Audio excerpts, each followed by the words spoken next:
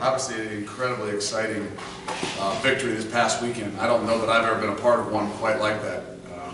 And I've had a 19-year, 20-year coaching career and had some overtime victories, obviously some really big games and some wins and some exciting ones, but never one where I guess you'd say if you really look back at it, and ESPN would tell you got a 1.7% chance of winning in the fourth quarter.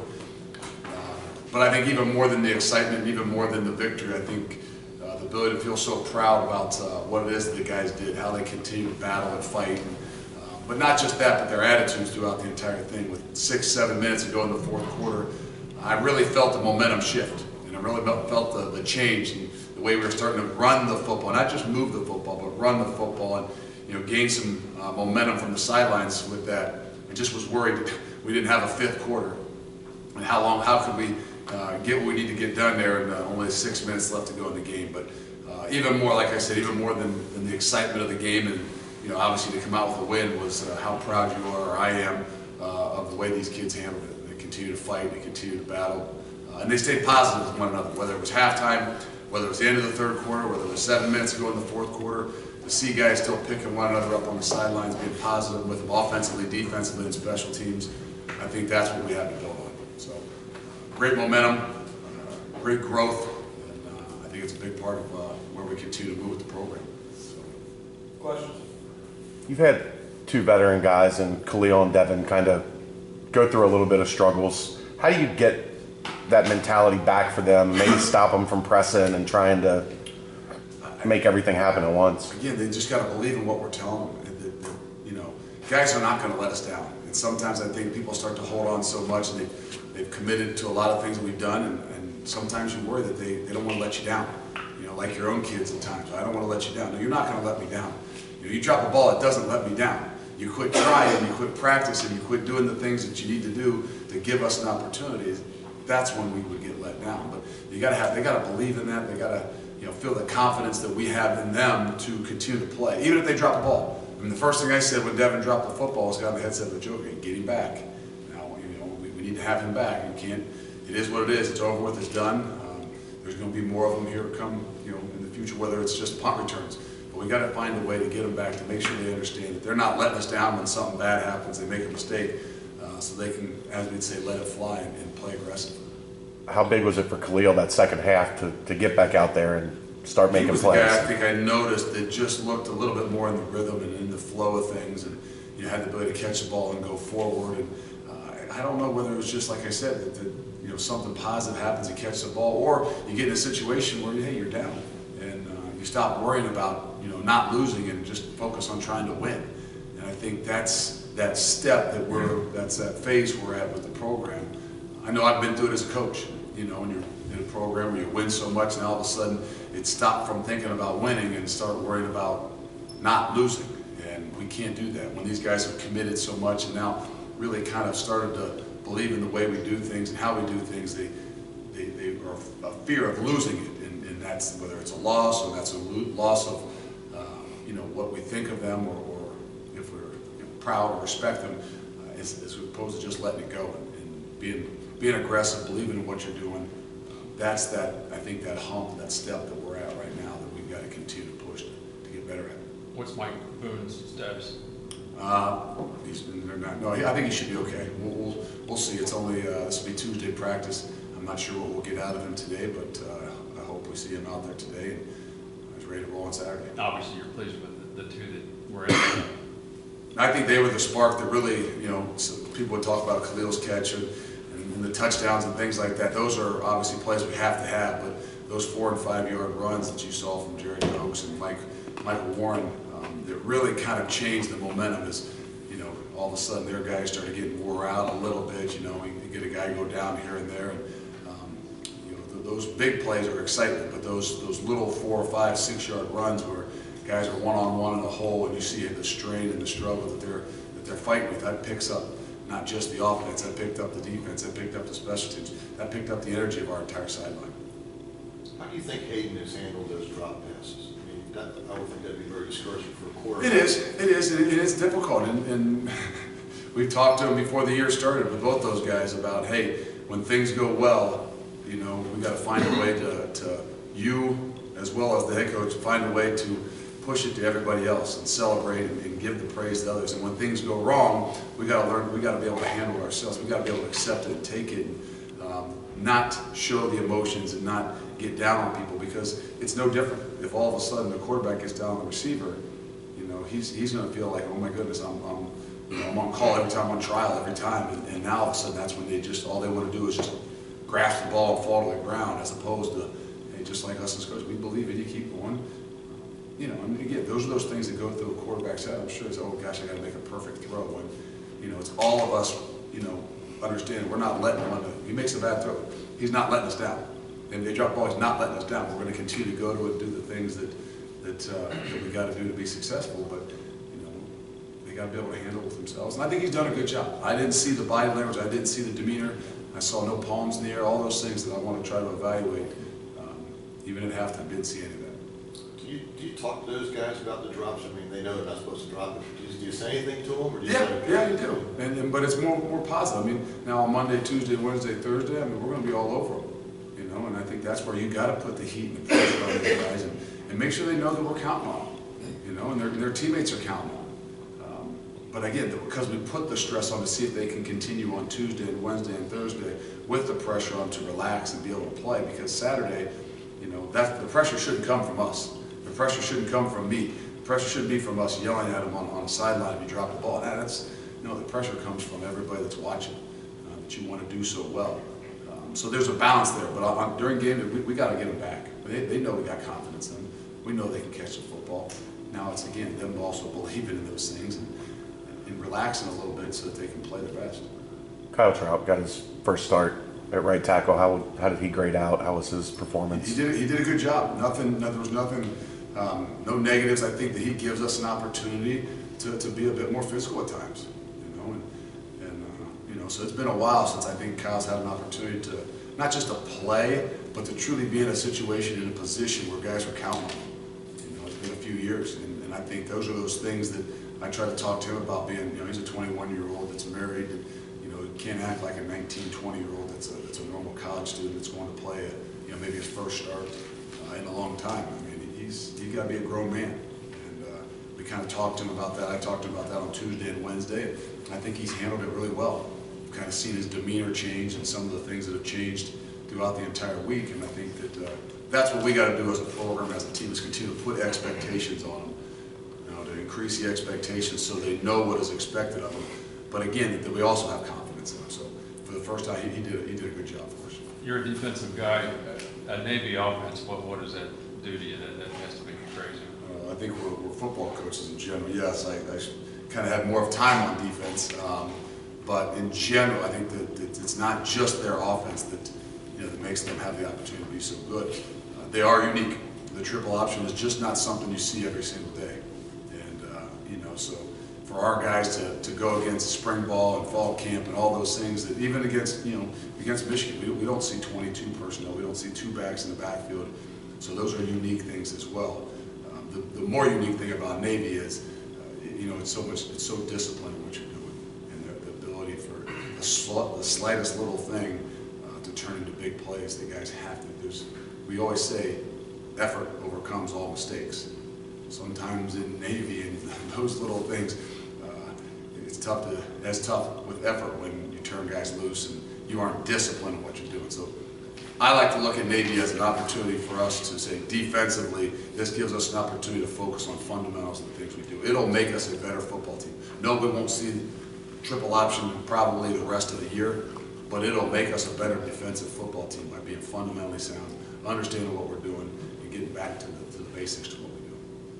Did you try to sprinkle, I guess, working against triple option during the spring or during the off season? We didn't do it in the spring. We did it in the summer.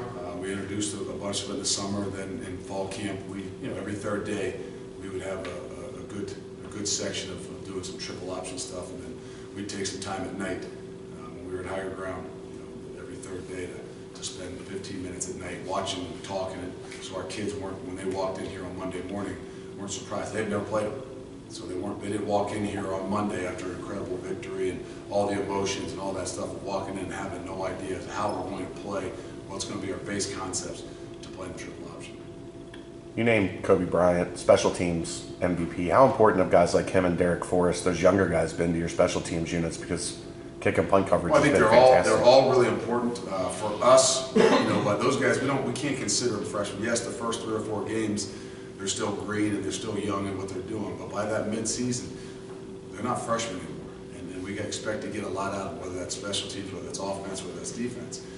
But what we need to be able to see is some of these guys that have talent that, you can put the pressure, you can put the expectation on them. We need to get them out there. It's not like, hey, we want to see if we can trust you on special teams. No, our best players are going to play.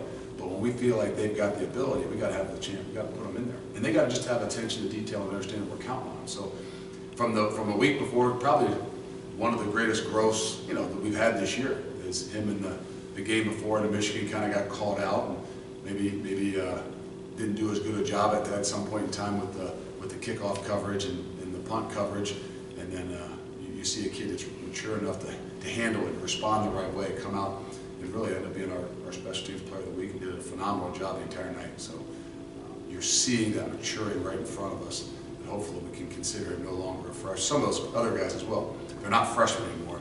They're ready to play for us.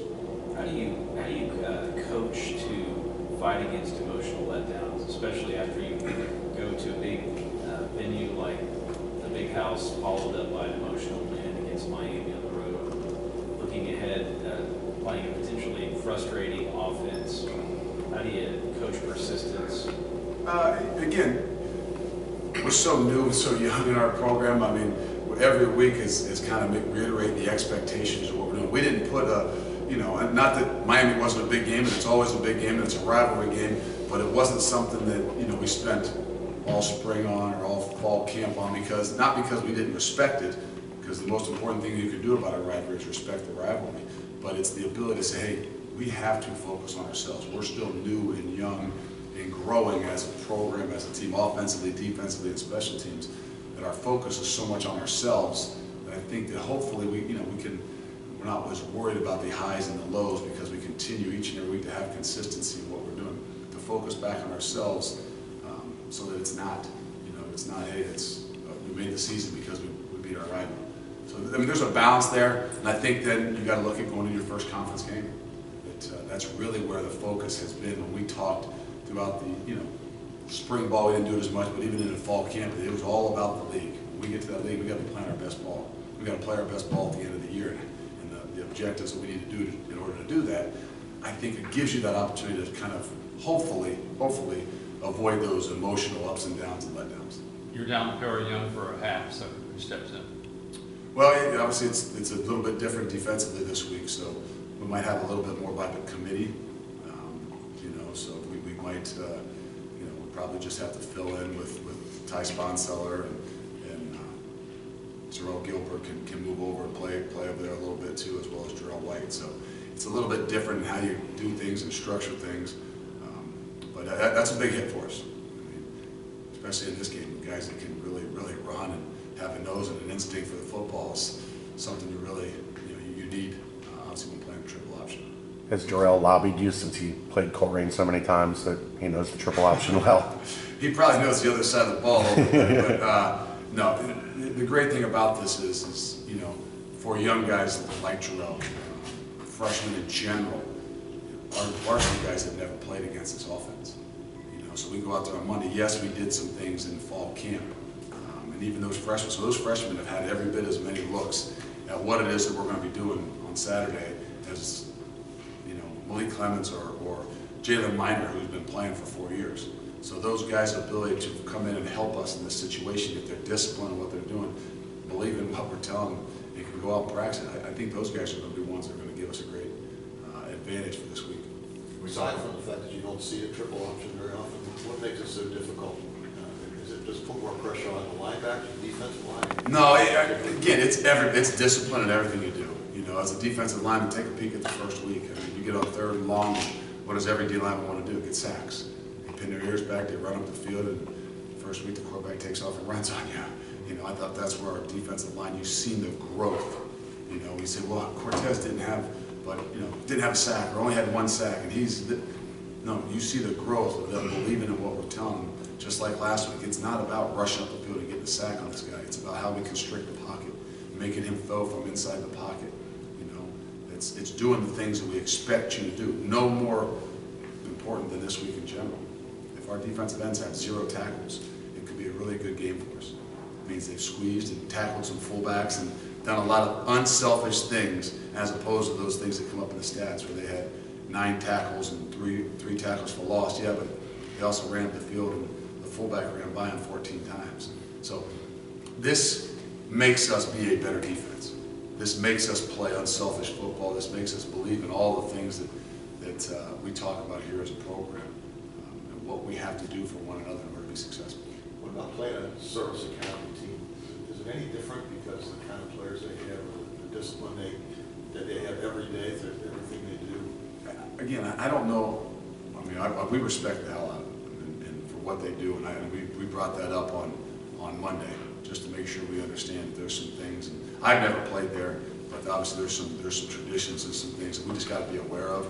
But all in all, when that ball's kicked off, it's man against man. I mean, you know, they're not going to pull any punches, and I surely know that we're not. But knowing your opponent, I think, is very important. No more different than last week. I mean, you got to know your opponent, meaning you got to know what it means to them as well. We got to know our opponent. We got to know what they thrive on and what gives them an opportunity to be successful. It's not just the triple option. You know, it's the discipline, it's the way they play, it's the toughness they play with. You know, and if we can't match that and exceed that, then yeah, we'll struggle. We talked a lot about the triple option, excuse me, and their offense. Defensively, what did they do? I mean, they won 14 straight. Actually, from what our guys, they've you know, upgraded their skill in what they do.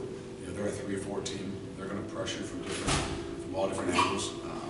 Notoriously, I mean, again, I played them, I think 3 or 4 years ago, and I think that they've upgraded this, the personnel-wise, the speed they have on defense is a lot better than what I remember from the past. So I think that allows them to be more aggressive. You know, now again, they have those big issues too. They see the triple option probably every day. So there's things that they do that you know, that they might not see that we do. So you know, there's things they have to prepare for as well. But I think the biggest thing is you look at, they're an aggressive defense. They've upgraded their skill levels, so it allows them to play some more man and be more aggressive. Offensively, you've kind of picked and chosen when you go up tempo and speed the play up. I agree with you. I thought they were a little bit back on their heels, and you guys really kind of went to it there in the fourth quarter. But in all 3 games, you've had good drives when you've done that. Is that something you kind of pick your moment? Is that something you know at that time? Again, they would probably prefer to do that a bunch more, and we also, as a program, got to have a philosophy too. So sometimes defensively, there's some things we want to do, but you know, hey, as a program, we got to do this, this, and this. We can't just be, you know, trying to wing it and Right. go up tempo and go 100 snaps every game when that doesn't fit what we need to do the best. So the ability to have balance, the ability to be able to do both, the ability to be able to mix it up, I think is where we know we want to be. And when things are rolling and things are going well, yeah, you're right. It can give you a great advantage. When you get down, you know, in some 2-minute situations and things like that, you are built that way.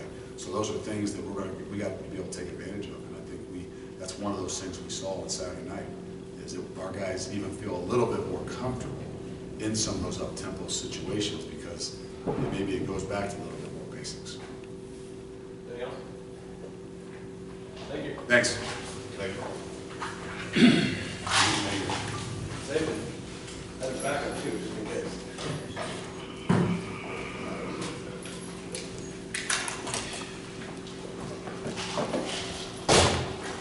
Thanks.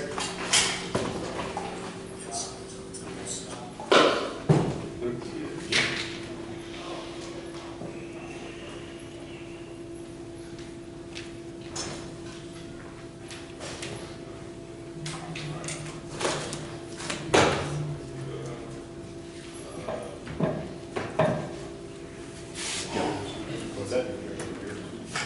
Catch up with you from last week.